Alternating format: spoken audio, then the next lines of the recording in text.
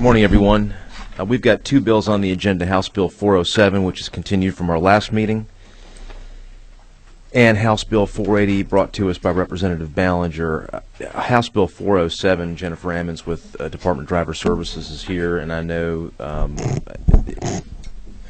what we elected to do in terms of the substitute HLC 295588S is to go ahead and address directly the points that are brought up by Mr. Blackwood in our last meeting, in order to ensure that we make whatever statutory changes are mandated by federal law and or regulation, with the top priority to make sure that we don't miss out on $25 million of road money.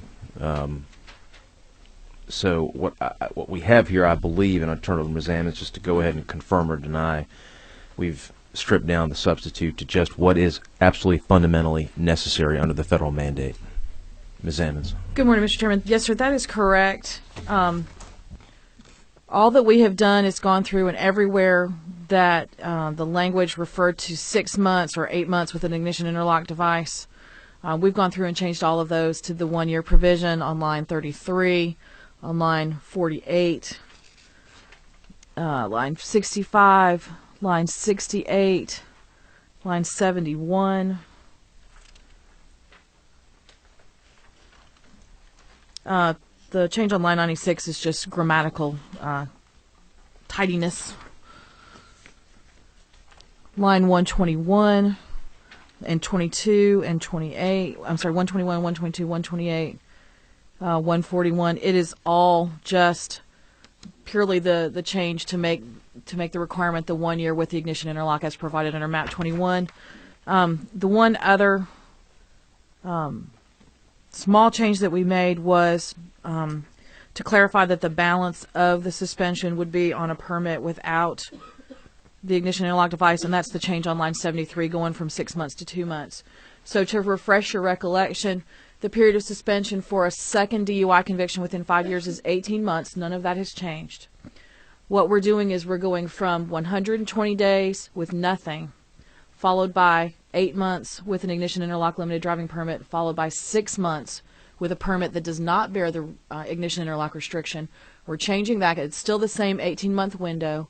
We're sticking with the hard 120 days with no permit or any driving privilege whatsoever, followed by a year with the interlock permit, and then the balance is 2 months. So we're just changing what the increments are.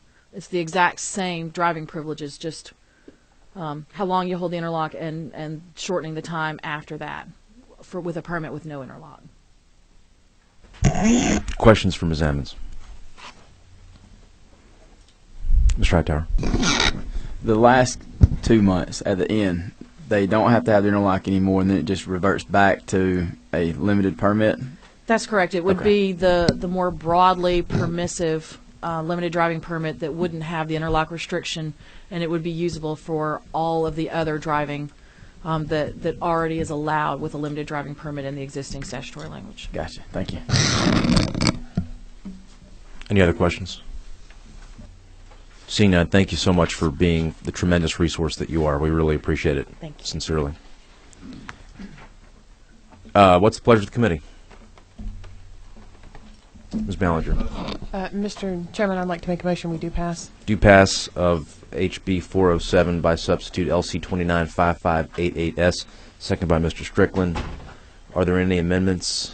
Seeing none, any further discussion? Council, just want the head shake. That means no. Thank you. All in favor of the gentlelady's motion, signify by saying aye. Aye. Opposed? The ayes have it. The motion's adopted. Thank you. Let's just make sure someone fills out a form in Mr. Meadows' office now so that it can be on the consideration calendar 9 a.m. tomorrow morning, and he and I will have a conversation about this today. Just settle up on who's going to handle that. Okay. House Bill 480, Ms. Ballinger.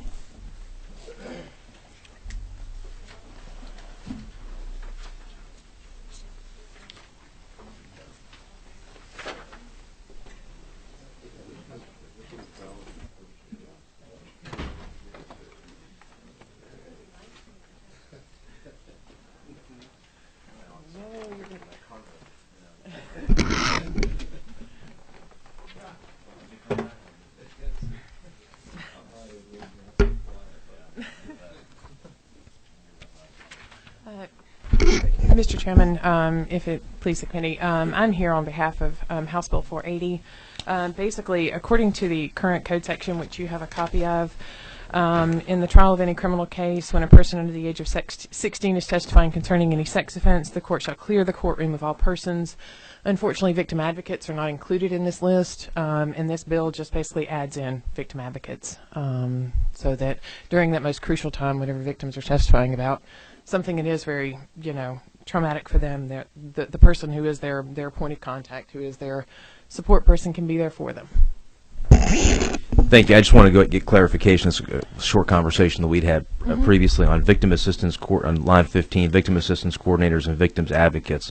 Those are defined individuals in the code. These aren't people who will just poof, you're a victim assistance coordinator or advocate. They are specified. Okay, great. Thank you. Yeah, for the DA. Thank you. So. Mr. Coomer. Thank you. Just on that same point, I'm familiar with the victims assistance coordinators, and you've given us a copy of the code, but where is victims advocates defined? Victim advocates basically work for victim coordinators. They're one and the same. They're used interchangeably. Okay. And just also a question that I'm not sure it's necessarily substantive, but I'm curious, why do we need to change the word sex to sexual in line 13? I think sexual is just more descriptive. It was something that Legislative Council added. Okay. I didn't know if there was a change in some other part of the law that had to do with that. No, that was just a change from Legislative Council. Ms. Travis, are you taking a look at victim assistance coordinators and victims advocates? Okay. While Ms. Travis is doing that, any further questions for the author? None. Let me call on David McDay with the DA's Association to speak to House Bill 480. Mr. Chairman, can I just speak from here? Sure. Mr. Chairman, we come to support, obviously, the legislation and the legislature offering legislation. She made a very appropriate point. In many cases where children are testifying, they have bonded with their victim advocate. They have bonded with that person that has helped hold their hand to the court process. And in cases that I've personally handled, when that advocate is removed from the dynamics and that child is brought in the courtroom, they have, I think, what you would maybe relate to as separation anxiety or whatever, and it traumatizes them. And just to be allowed to have the victim advocate, at least in their line of sight, somewhere in the courtroom, is a tremendous help to them to mitigate, if it's possible, to mitigate the trauma they're going through by testifying. Sure. A security blanket. Absolutely. Especially at that age. Or any age. Ms. Travis, did you have a... Yeah, the reference in 58 and 1814.2 is to victim assistance coordinator, victims advocate, and victim assistance representative. Perfect. Any further questions? Members of the committee, anyone else like to be heard on House Bill 480? Seeing none, what's the pleasure of the committee? Mr. Gravely move do pass House Bill 480, LC 410070. Second by Mr. Atwood. Any amendments? Seeing none, any further discussion? Seeing none, all in favor of the gentleman's motion signify by saying aye. Aye. Opposed? The ayes have it, and the motion is adopted. This will be our last scheduled committee meeting. It was either this morning or very late this afternoon. I hope I made the right decision on that. I trust I did. Hope I did. If you would, plan on the Friday of a week from this coming Friday, either in the morning and or the following Monday. We might as well just do this now while we've got a second.